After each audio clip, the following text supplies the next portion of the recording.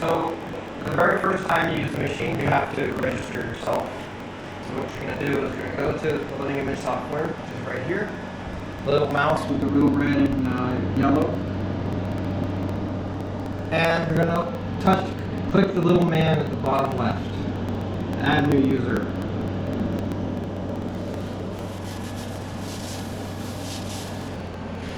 So you're going to click that. You're going to give yourself an ID and a password. The ID is 2 or 3 letters, and I would make the password the same. No, this computer's not on the internet, nobody's going to bother your account. So that's the first thing you do. Once you have an account, it will allow you to log back in immediately. But let's assume you have an account and you're coming in to do your experiments. The first thing that you should do before you do anything else, and you should do this as early as you possibly can. Come in and you click on the loading image software. You log in.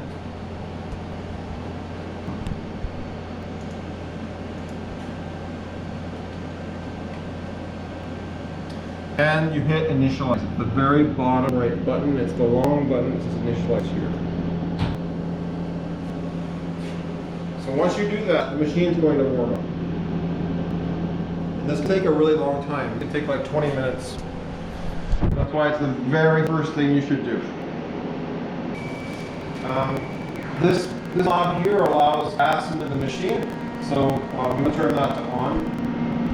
We have various other knobs over here. The green knob here is the main switch to the oxygen tanks. When you finish, make sure that's off, because otherwise you'll bleed the tanks dry, which hurts everybody. It's the evacuation pump switch, which turns on the scavenger. This panel here is for the IVIS machine. This panel here is for your induction chamber.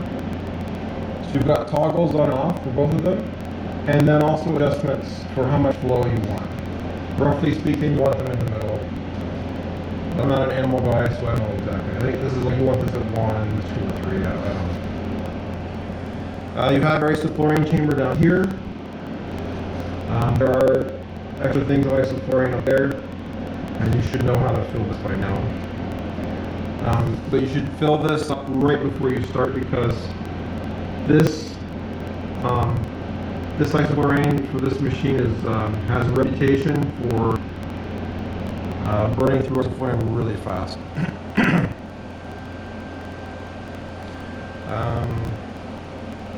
Okay, these 2 canisters on the top are for the scavenger. So the scavenger pulls the isoflurane out of the air, passes it through these carbon filters, and attaches to the carbon. Now, when these canisters become too heavy, they no longer operate well, because the isoflurane doesn't stick to them anymore. When the can comes in, the weight is written on here, so that's 292 grams. When it takes another 50 grams of isoflurane, you'll go up to 342. So after 342, it's no longer good. So what you should do when you come in and use these, you should take the canister and weigh them. There is a little scale here, I don't know if it works, but you can try to use that one. You weigh them, so for example, if this one weighs at 343, you need to get rid of it and put a new one in. This one here, if it's 335 or higher, you've got to get rid of them. When you get rid of them, there are supposed to be new canisters over here somewhere. Those are old canisters. The new one should be here. But right now, as we're filming this, there are labor disputes and stuff going on, so that might be why there's no new canisters. So to be perfectly honest, I don't know where to get them right now. I have to ask ACBS, but once things get back a little more to normal. Okay, so when you're going to induce your mics, make sure your chamber is on and the flow is going. So you induce the mics in here. You want to put isoflurane into the IVIS. You put this guy on and let your gas go into the IVIS. So you can kind of play these up and down if you want. You know, induction chamber, and when you're done, and the IVIS, and then back induction chamber, and I guess that. Or if you want to be really simple, turn everything on and leave it on until you're done, and then turn everything off. So we're still waiting for this thing to warm up. If you want to know how much longer it's going to take, you can left click on the red bar. Here it tells you the desired camera temperature, and on the right it tells you where it's at right now. So currently it's at -80, and it wants to go to -90. So it's getting there. We're getting close, but not quite there yet. You might say to yourself, well, that's not a warm up, but it's cool down. Well, technically, yeah. So what's happening is the camera, which is up here, the camera needs to be really, really cold. So we are still waiting for the camera to cool down.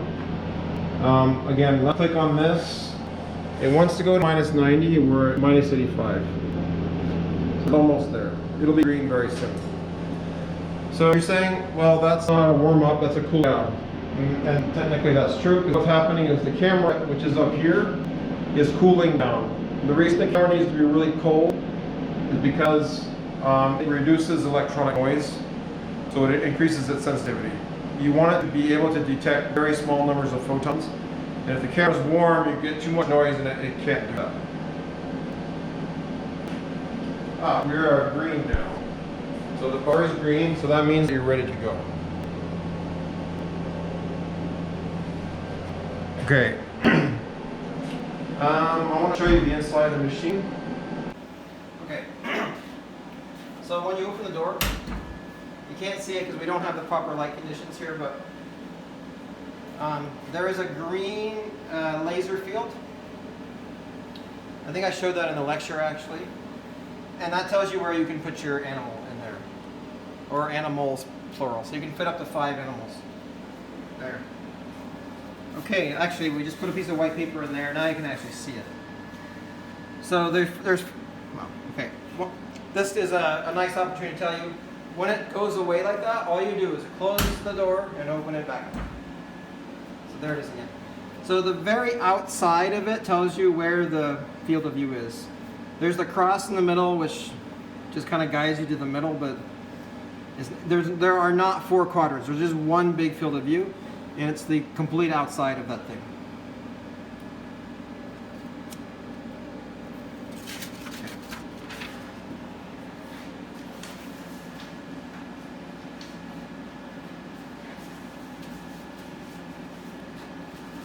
So you'll notice in there are 5 isoflurane ports. So you can put 5 mice in there. And right now most of them are covered with little rubber stoppers. You just remove those and then you can use some little nozzles. So we've got them here. These little guys here you can use.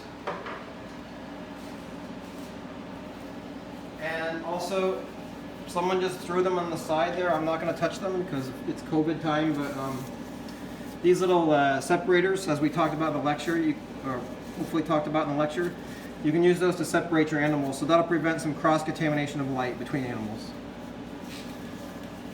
But roughly speaking, you just throw your animals in there, make sure they're getting some gas, and you're good to go. Okay. So let's do a little experiment. So we're going to do a little bioluminescent experiment, and you're saying, well, Greg, how are you going to get any mice? Well, I have a special mouse here. It's a little phantom. And I'm going to turn him on and put him in here. Just roughly in the middle, doesn't really matter. Okay. So the machine is super easy to use because there's a wizard. And it takes you right through the process. So we're going to do bioluminescence to start off with. So what you do is you click on the imaging wizard. So at the bottom right it says imaging wizard. I'm going to click on that. Now this thing takes you by the hand. So you want to choose between bioluminescence and fluorescence. So we're starting off with bioluminescence. And then hit next. Now, open filter, spectral mixing, DLT, this is all fancy stuff. For 99% of what you're doing, you're going to go open filter. Then it comes to the page where you can adjust things. You almost always want to use auto settings. This is set to mouse. If you're doing something else, like a well plate or something else, then you can click the other ones. This field of view tells you the size of the field you're using. The default is the C or Charlie field. That's 13 centimeters wide. That's the one that's on right now. But you have others. If you're only doing one mouse, I think I would recommend that you drop the field down, because I think you'll get a little more sensitivity. If you're doing a time series study, so you want to like image over and over, then you would click this, and then you can put in your number of images and the time between the images. This, I honestly don't know what this is, but leave it there. Okay. Then you go next, and you're ready to go. Now when you're ready to go, all you do is hit the big fat acquire sequence button right here. If for some godforsaken reason you want to do things manually, then you can come up here and adjust the numbers manually up here. Alright, but we're just going to do auto mode. So you're going to hit the big acquire sequence button. Now when I hit that, there's going to be some noise when I start, so I'm going to say it now. When you hit that button, two things are going to happen. The first thing that's going to happen is, because it's the very first image in the session, it's going to ask you where do you want to put the data in the file system. So first image of the session, and if it's your first time using the machine, then you're going to have to create a folder where your data goes. Now, please don't put it on the desktop. Desktop's already getting really badly cluttered. Just put it in the documents somewhere. If it's not your first time, then go find your folder and click on it. The second thing that's going to happen, and this happens every single time you hit acquire sequence, there's going to be a long window that pulls up like this, and it's going to have, it's basically notes, so you can fill it in to take notes of what you're doing. Okay, so I'm going to hit acquire sequence. Do you want to enable auto saving? Yes, always. Always auto saving. Now it says, where do you want to put it? Well, okay. I think I have one somewhere. Let's find where mine is. Or is it like a junk folder? Libraries, documents. There's a couple of Gregs there. Oh, Greg junk, yeah. There's the Greg junk folder. I'm going to put it in there.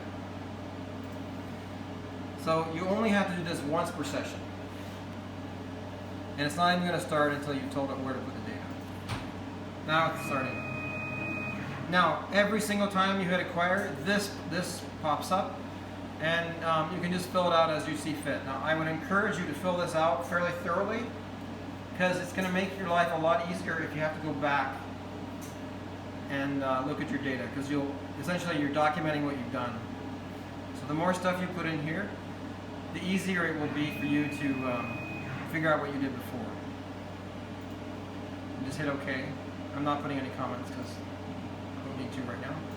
Okay, look, so this is our image. So there is a black and white background image that it takes, first of all, using just regular white light. So you can see the little mouse and the little box here. And then you can see the bioluminescence coming off of it here. And as we said in the lectures, this machine is amazing in terms of functional imaging, but it's just a bunch of blobs. So don't expect really good spatial resolution with this thing. What you should expect are blobs. So like this big fat blob here. Now, if you want to quantify the blob, one way is to use ROIs. So I'm going to come over here to the tool palette. I'm going to click on ROI tools. I'm going to click on a circle. I'm going to say one circle. And over here, I'm going to just put that circle right on the region of interest.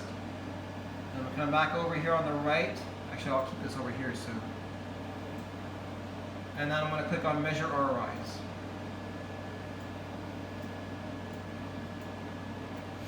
Now, what's really important is that the measurement type here has to match the units up here. These have to match. I repeat, these must match. If they do not, you will get garbage. And honestly, I don't know how they programmed it this way. They should have programmed it so that these have to match automatically, but it doesn't. So right now they do match because we've got counts here on the upper left and we have counts here. So they do match, it counts. So this is going to tell you total counts, average, etc. within the ROI. Now, I highly discourage using counts. The only reason you would ever want to use counts is if you want to do some troubleshooting, some image quality, like how many counts am I getting? Am I getting at least 600, etc. So for this one, we're getting a minimum count of 4,000. So there's more than enough light coming through this thing. But aside from that, when you're doing this for real, you definitely want to use absolute units. So instead of counts, we're going to be using radians. Now, up here we have radians, down here for counts. So this will not work. So we'll have to come down here, click this to radians as well. So now we got radians here, and now they match. And now it says NA, and you're like, Greg, you just told us to make the two things match. Yes, I did. But this is a bug in the software. So we gotta close this and start all over again. We gotta put radians here and measure ROIs. So I got radians here, and then they match nicely. So now this will tell you the total flux, average radians, etc., etc., etc. Now, if you're doing a bunch of different animals, and you wanna, it's important that, really important, that if you're using regions of interest, that you use the same exact shape, the same exact size of region of interest. If you use a small one on one animal and a big one on the other, you're creating a gigantic bias because the big one is going to have smaller numbers than the small one. They have to be the same across all your animals. So there's a couple ways of doing that. I'm going to try to pull up another animal.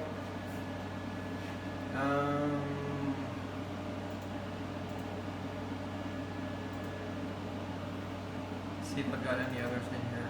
Yeah, there's a bunch of stuff in here. It's probably all the same thing. Oh, what in the heck is this? I have no idea what this is. It's from a long time ago. Oh, I think we're trying to do fluorescence on the end of that tube. That's a really weird one. Let's try something else.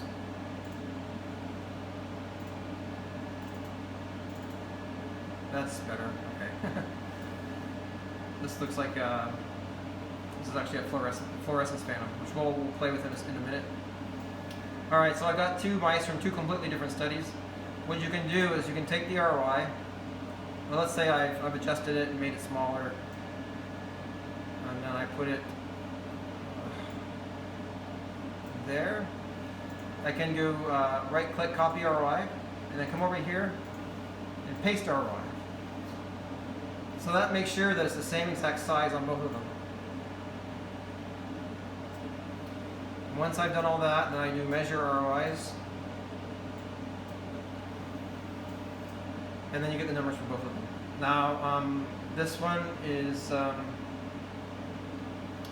this one's all screwed up because this is a fluorescent image and that's a bioluminescent image. That's why it's all screwed up. But this is just to give you an idea of how to copy. You can copy and paste ROIs. And you want to use the same size ROI, the same size, the same shape, everything the same across all your mice. Because otherwise it will introduce a confound. Something else you can do here, if you want to make sure, kind of double check that you're using the same size ROI, what you can do is you can go to configure here. You can go to customize here. And then you can pull whatever you want and put it in the ROI tool. So for example, you want area, here's area. I'm going to add that. I don't know. The EM filter, add, I don't even know what that is. The user, add that. Okay, then close. And then then it adds all that stuff there. So we have the area here, the EM user, and all this. But the area here, that would help you to make 100% certain that your ROI is the same size across the boards. So it's, you know, here it's, this is very strange though. I put the exact same ROI. Why is it different sizes? I'm going to do an experiment. I'm going to close this. I'm going to come back here and do measure ROIs. Oh, and when I close it, that all goes away. So I guess you only get one shot at this. Well, anyway, I think the best thing is just to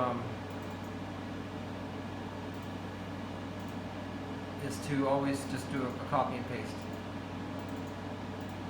That way you know it's the same size. Now, one thing I just thought of is that if you take your different images with different fields of view, so if you take the difference with a different size aperture, essentially, not aperture, different size laser field, basically, are your ROIs going to be the same across the boards? They should be, but just kind of be on the lookout for that. Make sure it doesn't look disproportionately large compared to the other one. Like if I take this one and move it up to the head, you know, it's roughly the size between the ears, and is it going to be the same here? That looks about right. So they probably are the same size. But again, just important that everything be the same. The ROIs be the same. Because ROIs are inherently arbitrary. Anyway, so you've already got some arbitrariness in there. It's like, why did you decide to do this size and not this size, or not this size? Like, you know, it's a little bit of black magic going on. But one thing you can control is the consistency across all your different images. So it's important to use the same size ROI across the boards. Okay.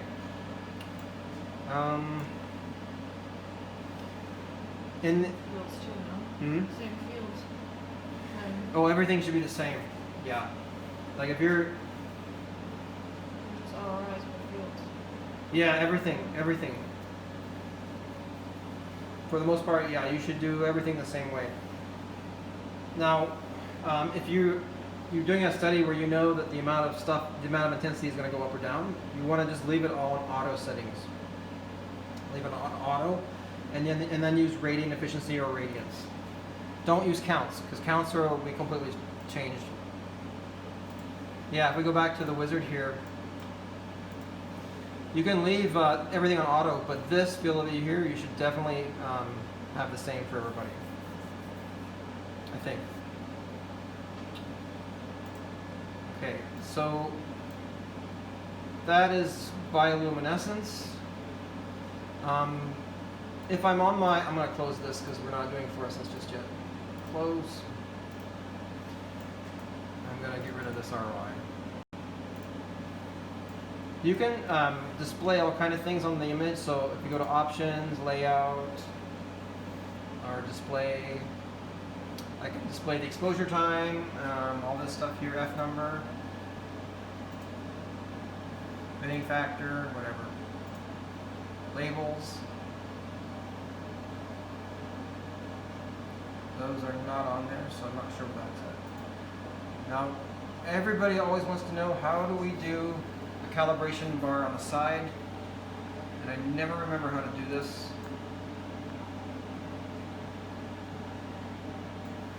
I never ever remember.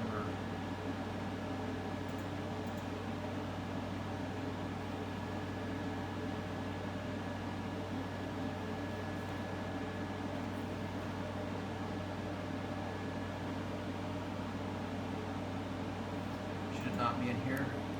No, stop it.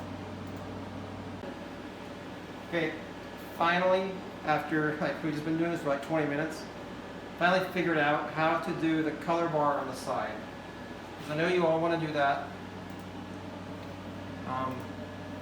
This info pulls up some of this info stuff, by the way.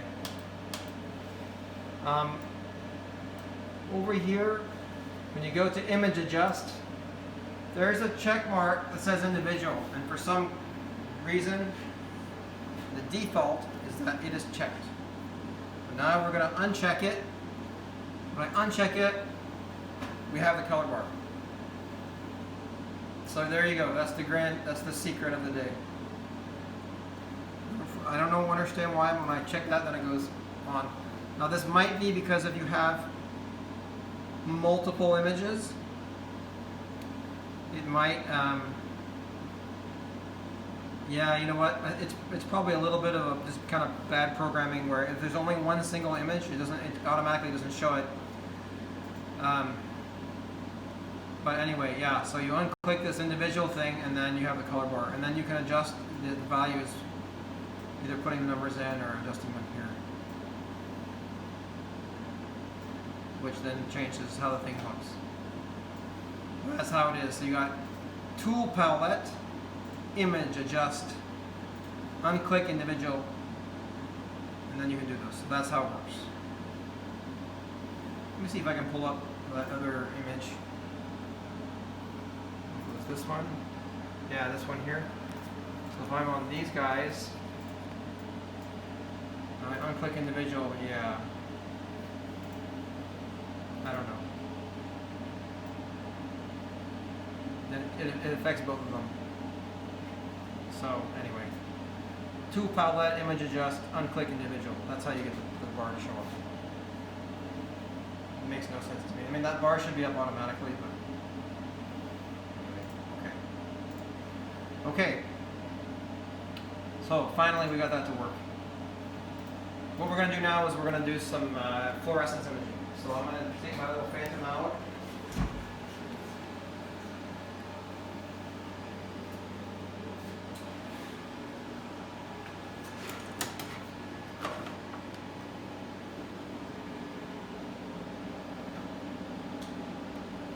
Get out my other little phantom. So this is a fluorescent phantom. So there's nothing to this. There's no batteries or anything. But we do have some fluorescent sources. Now half of these don't work anymore. So I'm going to randomly grab one and we hope it works. Number 8 is QD800. I have no idea what that is. So there are different holes to put it in different places. So I'm going to put it in the hole that's really close to the surface just to help make our lives easier. So it goes into here. So it should show up a little about the level of below his armpits a little bit. So that's where it should show up. And I'm going to put him belly up to have the least amount of plastic interfering with the signal. I lost my grid, so I'm going to close the door and reopen the door. You can't see the laser, but I can. All right. So once again, we're going to go back to the wizard, imaging wizard. Back. All right. Now we're obviously not doing bioluminescence. We're doing fluorescence now. If you're having a lot of trouble with autofluorescence, then you want to try spectral unmixing. But we're not going to do that today because I've never done it before. And I will make a mess of things. So I just want to show you the basics. So we're going to do filter pair, which is the regular one. Now, the one I'm using is called QD800. I have no idea what that is. Let's see if it's on here. Well, there's QD805, so I guess that's close enough. So you can choose a few of them here, or you can simply select the filters on your own. So you can just unclick everything and then click on the bins to select which excitation and emission you want. And you just go next, and now we're at the same panel we were at before. And I would always use auto. Here's your field of view, you can adjust it, whatever. Okay, I'm gonna give this a whirl. Notes, whatever. You really should fill those in when you're doing your experiments.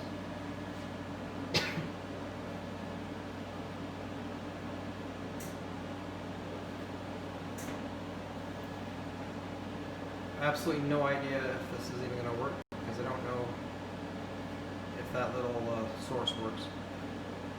Oh, it does. Wow, that's actually a really good picture.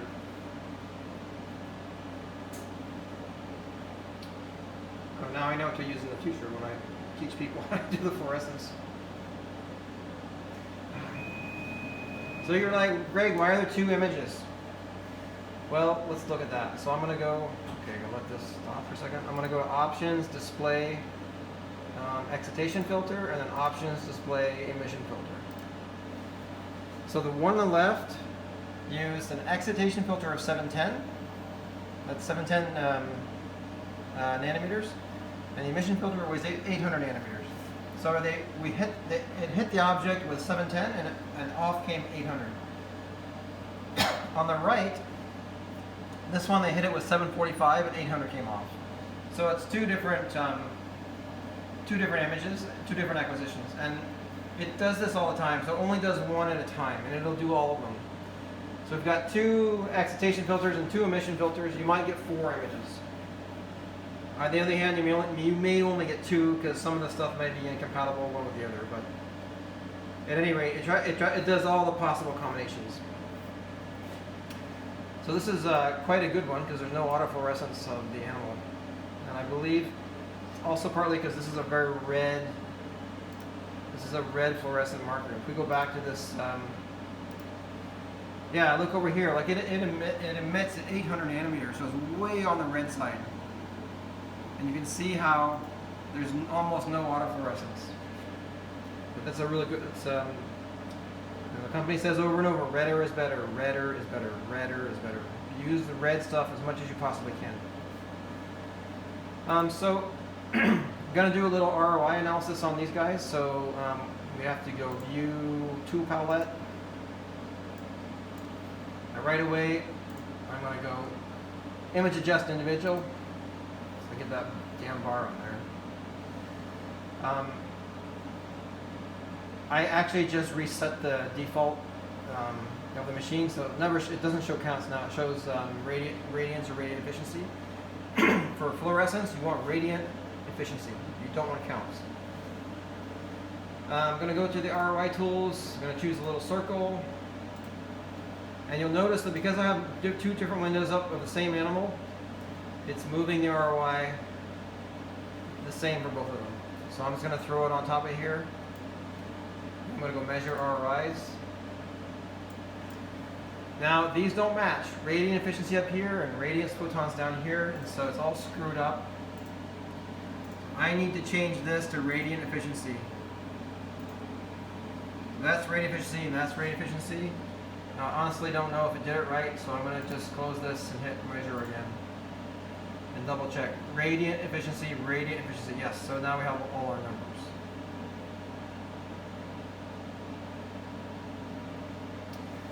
So once you're done putting all your ROIs and whatever, you can export them.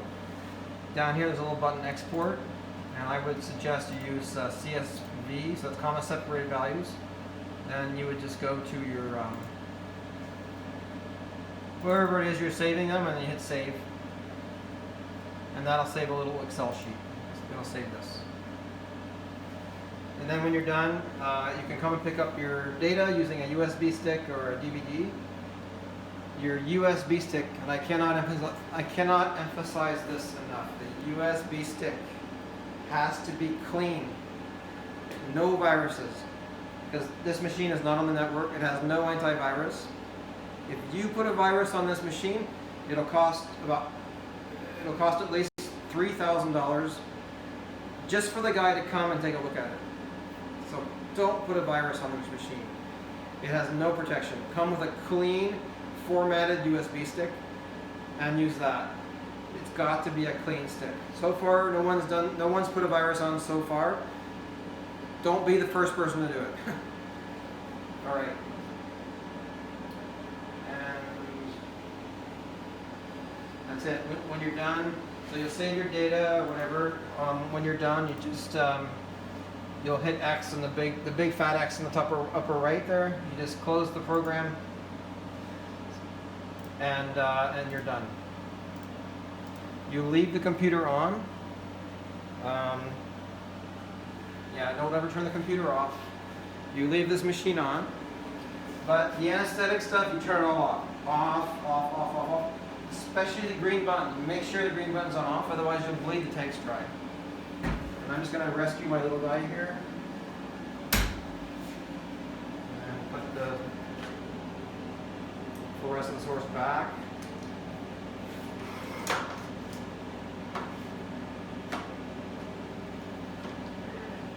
Hi, how are you?